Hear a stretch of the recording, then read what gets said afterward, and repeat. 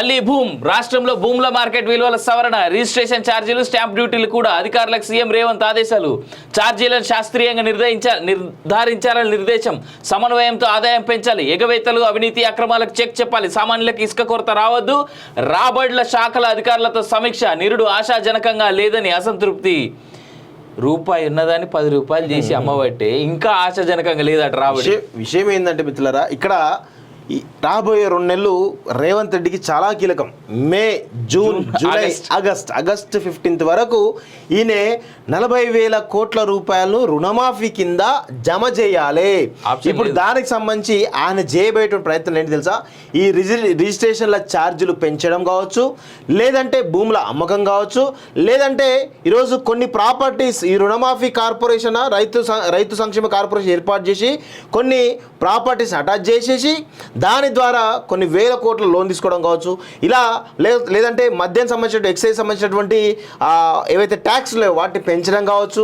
ఇలా అనేక రకాలైనటువంటి ప్రయత్నాలు రేవంత్ రెడ్డి ఖచ్చితంగా చేస్తాడు.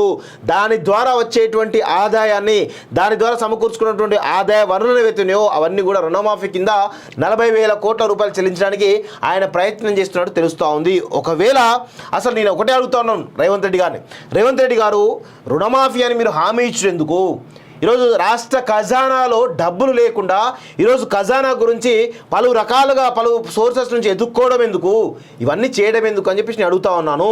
ఖచ్చితంగా మీకు చిత్తశుద్ధి ఉంటే బ్యాంకులో నిలువరించండి. ఒక 1 year 2 years ఆగమని చెప్పండి. ఆ వడ్డీకి సంబంధించిన పెంచకుండా చూసే ప్రయత్నం చేయండి. దానికి సంబంధించిన రీఎంబర్స్మెంట్ ఏదో మీరు చెల్లించే ప్రయత్నం చేయండి. ఇన్ఫాక్ట్ ఆ సంస్థలన్నిటితో కూర్చొని వడ్డీ తగ్గించుకోమని రిక్వెస్ట్ చేయండి. సంవత్సరానికి 60 నుంచి 70-80 వేల కోట్ల వడ్డీ కడుతున్నారు. మీరేమో ఇష్టారీతి నోటికొచ్చిన హామీలు ఇస్తారు. ఆడనేమో బీఆర్ఎస్ ప్రతిపక్షంగా చాలా నిక్కచ్చిగా ఏ అంశాలను ప్రజలకు తీసుకుపోవాలని దానిలో పకడ్బందీగా ప్లాన్ చేస్తూ ఈరోజు మిమ్మల్ని బ్లేమ్ చేసేటువంటి ప్రయత్నం చాలా పకడ్బందీగా చేస్తూ ఉన్నారు. దానిలో సక్సెస్ అవుతున్న వాళ్ళు. మీరు వాళ్ళ ఊపిలో పడి ఇష్టారీతి ఇచ్చినటువంటి హామీలను, ఈ రాష్ట్ర ఖజానాను, తెలంగాణ మొత్తం కూడా ఆర్థిక మాంద్యంలోకి నెట్టేటువంటి, సంక్షోభంలోకి నెట్టేటువంటి ఒక ప్రయత్నం బలంగా చేస్తున్నారు. ఇది భవిష్యత్తులో తెలంగాణకు చాలా తీవ్రమైనటువంటి అన్యాయం జరిగేటువంటి అవకాశం ఉందనేది చాలా స్పష్టంగా తెలుస్తూ ఉంది మిత్రులారా. చూడండి ఎన్ని కథలు, ఎన్ని కార్కాలు.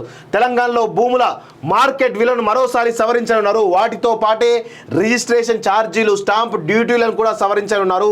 ఈ మేరకు సంబంధిత అధికారులకు ముఖ్యమంత్రి రేవంత్ రెడ్డి ఆదేశాలు జారీ చేశారు. రాష్ట్ర ఆదాయాన్ని పెంచాలని, ఇందుకు అన్ని విభాగాల అధికారులు సమన్వయంతో పనిచేయాలని నిర్దేశించారు. వార్షిక లక్ష్యానికి అనుగుణంగా ఆదాయం పెరిగేందుకు పక్కా ప్రణాళికతో ముందుకు వెళ్ళాలని, ఇందుకు అవసరమైనటువంటి సంస్కరణలు చేపట్టాలని సూచించారు. అవి అవినీతి అక్రమాలకు అడ్డుకట్ట వేయాలని, పన్నుల ఎగవేతలు లేకుండా కఠిన చర్యలు తీసుకోవాలని హెచ్చరించారు అంటూ ఒకరిని చూస్తా ఉన్నాం. సందర్భంగా ఒక రిక్వెస్ట్ చేసేద్దామన్నా. ఫస్ట్ ఆ చిత్రపూర్ లో రిజిస్ట్రేషన్ అయిపోయినాయి. మినిస్టర్ ఎవడో తెలుసుకొని సంబంధిత నాకు తెలిసి సినిమా ఇండస్ట్రీ అంటే కోమటిరెడ్డి వెంకటరెడ్డి, మరి ఆయన ఇంకెవరున్నారో తెలుసుకోవాలి. మరి ముందు ఫస్ట్ దాని మీద నుంచి స్టార్ట్ చేయరు, తర్వాత మిగిలిన వాటి మీద పడుర్రి. అవినీతులు అక్రమాలన్నీ ఏమున్నది 2 రోజులు హడావుడి చేస్తాడు. రేపో ఎల్లుండో రాయబర్రిలో అటు ఇటు పోయి ప్రచారంలో పడతాడు. మళ్ళా 10-15 రోజులు దొరకడు రేవంత్ రెడ్డి. ఎందుకంటే ఈ 3 రోజులు సమీక్షలు చేసేసి అందరికి ఏదో పనులు అప్పగించేసి ఆయన పోతాడు. ఇక పోయి మళ్ళీ 15 రోజులు దొరకడు. మళ్ళీ June 1 తర్వాత మళ్ళీ వస్తాడు. మళ్ళీ వచ్చి మళ్ళీ లోకల్ బాడీ ఎన్నికల అప్పుడు మళ్ళీ ఈయనే కదా క్యాంపెయినర్, ఇంకెవడున్నాడు? మళ్ళీ గవే ఎలక్షన్లు అయితే అంతే తప్ప ఎలక్షన్ చుట్టే తిప్పుతారు వీళ్ళంతా తప్ప ఈ రాష్ట్రాన్ని అభివృద్ధి చేద్దామనేటువంటి సోయి లేనటువంటి వాళ్ళు వీళ్ళందరూ కూడా వాస్తవం చెప్పాలంటే. 120 సీట్లు వచ్చిన అధికారం మాదే. కాంగ్రెస్ కు మిత్ర పక్షాలు మద్దతు ఇస్తాయి. బీజేపీకి 250 దాటితేనే అవకాశం. ఓ వెబ్సైట్ ఇంటర్వ్యూలో సీఎం రేవంత్ రెడ్డి 120 సీట్లు అంటారు కదా, మిత్రపక్షాలు కాంగ్రెస్ సపోర్ట్ చేస్తా అంటారు కదా. కేరళలో సిపిఐ సిపిఎం మీకు ఎందుకు మద్దతు చేయలే? కేరళలో ఎందుకు సపరేట్ పోటీ చేస్తున్నారు మీరు కాంగ్రెస్ సిపిఎం? ఎందుకు? ఫస్ట్ దీనికి సమాధానం చెప్పాలి కదా కాంగ్రెస్ పార్టీ.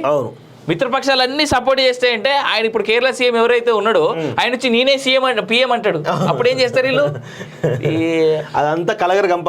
ఒకవేళ ఇలాంటి అన్ని అతుకుల బొంత ఉంటాయి కదా, అతుకుల బొంత ఎప్పటికైనా చిరిగిపోక తప్పదు. ఆయన 0 ఎంపీలతో మా కేసీఆర్ సాబ్ పిఎం క్యాండిడేట్ ఏమనుకుంటారు?